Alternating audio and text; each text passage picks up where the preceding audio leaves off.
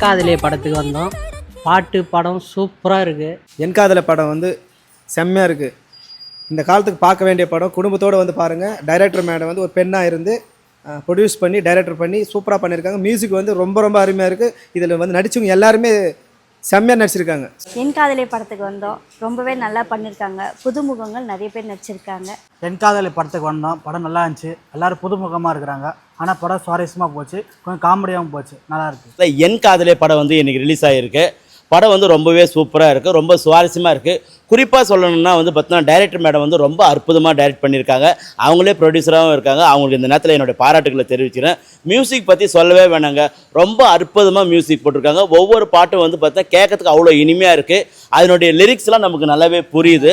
இந்த படம் நம்ம குடியாத்தில் வந்து பார்த்தீங்கன்னா லிட்டில் லட்சுமி திரையரங்கத்தில் ரிலீஸ் ஆகிருக்கு. உங்களுக்கு டைம் கிடைச்சா மறக்காமல் இந்த மூவியை தேட்டரில் வந்து பார்த்து உங்களுடைய எக்ஸ்பீரியன்ஸை ஷேர் பண்ணுங்கள். நாங்கள் நெக்ஸ்ட் வீடியோவில் சந்திக்கிறோம். Tata bye bye.